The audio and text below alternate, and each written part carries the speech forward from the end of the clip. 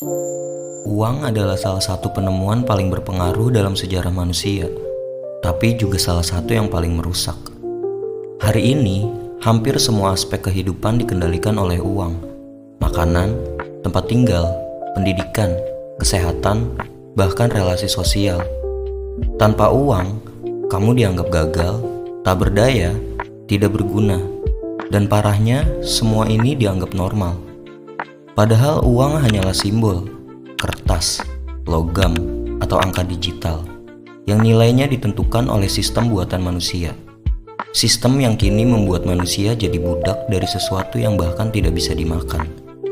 Dalam video ini, kita akan bongkar bagaimana uang muncul dan siapa yang pertama mengontrolnya, dampak psikologis dan sosial dari sistem ini, siapa yang paling bertanggung jawab, dan apakah kita masih bisa hidup tanpa uang. Dulu, manusia hidup dengan barter. Kamu punya gandum, aku punya telur. Kita tukar sesuai kebutuhan. Tapi barter tidak fleksibel. Harus ada kecocokan langsung. Lalu muncullah konsep uang. Benda yang disepakati bersama untuk mewakili nilai. Awalnya, uang adalah barang nyata. Kerang, emas, perak. Tapi sistem ini perlahan berubah. Ketika koin dicetak massal oleh kerajaan, uang berubah dari alat tukar menjadi alat kontrol. Pihak pertama yang menguasai sistem ini adalah pemerintah dan raja. Mereka mencetak mata uang dan menentukan nilainya. Agensi pajak memaksa rakyat memakai uang dalam sistem yang hanya mereka kendalikan. Kolonialisme memaksa masyarakat lokal meninggalkan sistem mandiri demi uang kolonial. Uang bukan lagi alat bantu ekonomi, tapi senjata politik. Uang menciptakan tekanan psikologis yang masif.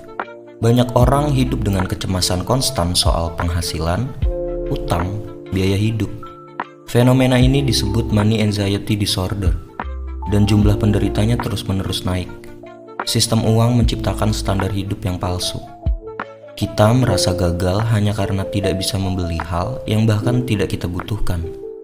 Orang takut miskin, takut kehilangan pekerjaan, takut terlihat tidak berhasil. Semua itu ditanamkan lewat pendidikan, iklan, dan budaya kompetitif. Identitas seseorang dikaitkan dengan pendapatan dan kepemilikan, bukan kualitas diri. Hal ini melahirkan generasi stres yang mengejar uang, tapi kehilangan makna. Lalu siapa yang bertanggung jawab? Pertama, bank sentral dan pemerintah. Mereka memproduksi uang dari utang dan menciptakan inflasi. Kedua, ada bank swasta, meminjamkan uang digital dan menciptakan siklus utang abadi.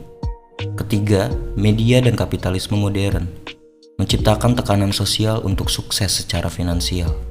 Lalu yang terakhir, sistem pendidikan, mengukur kecerdasan dan prestasi dengan nilai jual di pasar kerja. Sistem uang tidak menciptakan kesetaraan, justru ia menciptakan kelas. Di atas ada elit pemilik modal, mereka yang hidup dari bunga, sewa, dan kuasa atas produksi. Sedangkan di bawah, mayoritas manusia menjual waktunya demi bertahan hidup. Itulah kelas pekerja.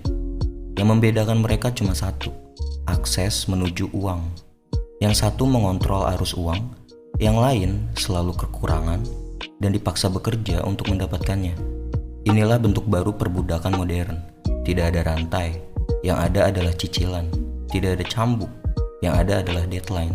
Tidak ada penjaga, yang ada adalah HRD dan sistem absen digital. Lalu contoh nyatanya, pekerja UMR menghabiskan 8-12 jam per hari tapi tetap miskin. Mereka yang lahir miskin cenderung tetap miskin karena akses ke pendidikan dan peluang dikunci oleh uang. Pengangguran, meskipun sehat dan mampu bekerja, mereka dianggap beban hanya karena tidak menghasilkan uang. Dan sebaliknya, orang bisa jadi kaya tanpa bekerja, hanya karena punya aset yang nilainya terus naik. Uang menciptakan nilai palsu, di mana spekulan dihormati, tapi petani dilupakan. Lalu, siapa yang paling diuntungkan? Korporasi multinasional memindahkan produksi ke negara dengan buruh murah, bayar sedikit, jual mahal. Investor besar dan pemilik saham menghasilkan uang dari uang tanpa menyentuh realitas produksi. Bank internasional menciptakan utang luar negeri dan memaksa negara berkembang tunduk pada sistem global. Lembaga global seperti IMF dan World Bank meminjamkan uang dengan syarat yang menghancurkan ekonomi lokal. Sistem uang menciptakan ilusi kebebasan, padahal kita terjebak dalam struktur yang sangat terkontrol. Kamu boleh memilih kerja, tapi kamu tidak bisa memilih untuk tidak cari uang. Itu bukan kebebasan, itu keterpaksaan yang dibungkus kebebasan. Banyak orang menganggap hidup tanpa uang itu mustahil. Padahal, selama ribuan tahun, manusia sudah pernah hidup tanpa uang. Komunitas suku adat di Amazon, Papua, atau Afrika Interior hidup berdasarkan subsistensi dan solidaritas. Mereka berburu, bercocok tanam, berbagi hasil, dan hidup seimbang dengan alam. Tidak ada utang, tidak ada harga, tidak ada kompetisi untuk lebih kaya. Lalu ada eksperimen modern, yaitu hidup tanpa uang, seperti Mark Boyle, mantan ekonom asal Inggris. Sejak tahun 2008, ia hidup tanpa uang selama lebih dari 3 tahun. Ia makan dari hasil kebun, limbah makanan supermarket, barter jasa dengan komunitas lokal. Dia bilang, hidupnya justru lebih damai dan lebih bebas saat tanpa uang. Lalu ada Daniel Swallow, tinggal di gua di Utah, Amerika Serikat sejak tahun 2000, tanpa uang. Ia tidak punya rekening bank, tidak berutang, dan tidak menerima bantuan negara. Ia bertahan dari hasil hutan, relawan, dan jaringan komunitas alternatif. Lalu ada komunitas gig economy, seperti Tamera di Portugal, Twin Oaks di Amerika, atau Auroville di India. Mereka membangun sistem berbasis kontribusi sukarela dan berbagi kebutuhan tanpa transaksi uang. Dan apa tantangannya? Hidup tanpa uang di dunia yang semuanya butuh uang sama dengan sulit. Infrastruktur publik, pendidikan, dan layanan dasar masih terkunci dalam sistem uang.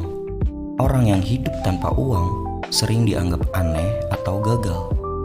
Namun, keberadaan mereka membuktikan bahwa alternatif itu mungkin. Mereka tidak sempurna, tapi jauh lebih manusiawi. Uang bukan satu-satunya cara manusia bisa hidup. Yang membuatnya terasa mutlak hanyalah karena kita dilahirkan dalam sistem yang tidak memberi pilihan lain. Uang bukan musuh, tapi sistem di baliknya yang mengatur, memaksa, dan mengendalikan hidup miliaran manusia. Itulah masalahnya. Uang tidak memiliki nilai sejati. Ia hanya ilusi yang disepakati. Nilai sebenarnya adalah waktu, tenaga, tanah, makanan, kesehatan, hubungan, dan kebebasan. Tapi semua itu dikorbankan demi sesuatu yang hanya bisa didapat kalau kita punya uang. Kita tumbuh dengan ilusi bahwa uang sama dengan solusi. Padahal, uang juga adalah sumber krisis, kecemasan, ketimpangan, bahkan perang. Jadi, apa jalan keluarnya? Pertama, sadari bahwa sistem ini buatan manusia. Jika dibuat manusia, berarti bisa juga diubah manusia. Tapi harus dimulai dari kesadaran. Lalu kedua, bangun alternatif di lingkup kecil, seperti barter, koperasi, pertanian kolektif, komunitas saling bantu. Semua itu bukan ide utopis, sudah ada, tinggal diperkuat. Lalu ketiga, kurangi ketergantungan pada uang. Belajar memperbaiki barang sendiri, bertukar keterampilan, menanam makanan, mengurangi konsumsi berlebih.